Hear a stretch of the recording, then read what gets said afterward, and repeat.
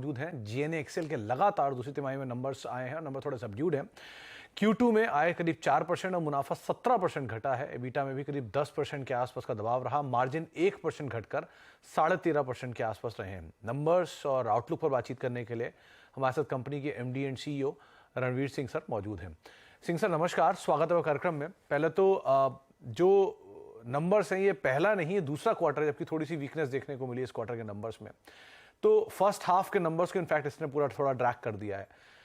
कैसे देख रहे हो आप इन नंबर्स को, और जो प्रीवियसली टारगेट थे आपके ईयर मार्क्ड पूरे फाइनेंशियल ईयर को लेकर, क्या उसमें कोई चेंज कर रहे हो क्या इन नंबर्स के बाद?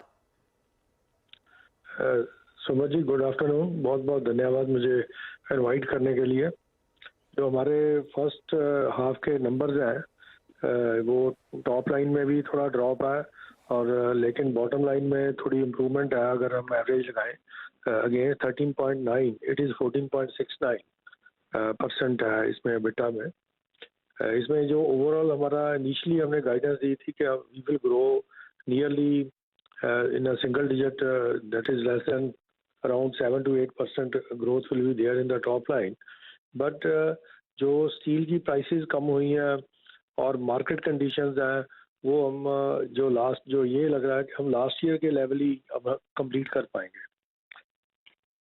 7 से 8% सिंह सर जो ईयर मार्क था वो अचीव हो जाएगा इस बारी? जो नंबर्स में अगर लगाएंगे तो हमारी ग्रोथ जो चल रही है फर्स्ट हाफ की वो 8%, 7 to 8% हमने पिछले साल से ज़्यादा बनाया है। लेकिन स्टील प्राइसेस जो है वो ड्रॉप होने से जो टॉप लाइन में इम्प्रूवमेंट नहीं आई इसमें। और अगर आप डोमेस्टिक मार्केट में देखें हमारा मेजर शेयर ऑफ हाईवे में है। ऑफ हाईवे जो है वो 10% ड्रॉप कर गया as compared to last year. CV market has grown only 2 to 3% as compared to last year. North America is not improving, it is down by 4-5% overall. So overall जो scene है उसके accordingly हमारा top line growth नहीं आ सकता है sir. Sir एक और चीज़, 14 से 16% के मार्जिन्स को कंपनी मेंटेन कर रही है पिछले काफ़ी समय से। इस बार ही उसके लोअर एंड यानी 13-13.5% की रेंज में कहीं हम आए हैं। तो margin considering the steel prices outlook, क्या इसमें कुछ बदलाव आएगा या फिर यही 13-13.5% पे हम एंड अप करेंगे इसे? जो Q2 के मार्जिन है वो ड्रॉप हुए हैं। उसका रीज़न ये है कि पंजाब में जो इलेक्ट्रिसिटी बोर्ड है जो एनर्जी कॉस्ट बढ़ गई है और उसके अलावा जो पैडी सीजन है, पैडी सीजन में एक रिबेट जो है गवर्नमेंट वापस ले लेती है क्योंकि गवर्नमेंट को पैडी के लिए और फार्मर्स के लिए पावर ज़्यादा चाहिए होती है। वो इंडस्ट्री को एक रिबेट देती है थ्रू आउट द ईयर जो एक अराउंड 10% के आसपास है, ओवर 10% जो नाइट चार्जेस हैं वो लास्ट 3-4 मंथ्स में नहीं थे। उसकी वजह से हमारी एनर्जी कॉस्ट जो है अप गई है। ओके। तो सिंह सर एक और बात, आपने बोला जो US का मार्केट है, नॉर्थ अमेरिकन मार्केट है, वहाँ पर एक ड्रॉप देखने को मिला है। आप वहाँ पर अच्छी प्रेजेंस रखते हो, एक्सपोर्ट आपका ओवरऑल 60% का बिजनेस पे कंट्रीब्यूट करता है। सो कैसा आउटलुक आप मान के चल रहे हो एक्सपोर्ट मार्केट में? वन, दूसरा कमर्शियल व्हीकल स्पेस कैसे रीड कर रहे हो आप?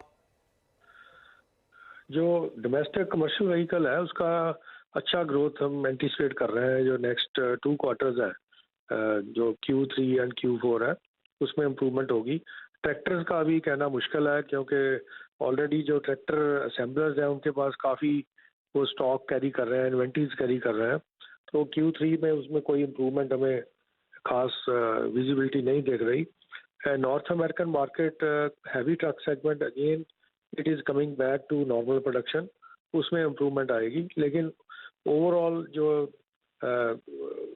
ग्रोथ है वो इस साल it's not expected more than 3-4% और मैक्सिमम 5%।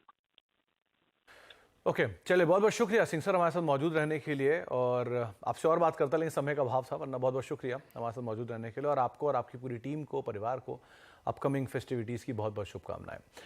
जीएनए एक्सेल करीब 2-2.5% नीचे सो फार कामकाज करता हुआ दिखाई पड़ रहा है। नंबर्स पे हम बातचीत कर रहे थे कंपनी की मैनेजमेंट से। एक ब्रेक का वक्त है, ब्रेक के बाद लौटते हैं और बातचीत करते हैं शरद सर से एक सस्ते ऑप्शन को लेकर।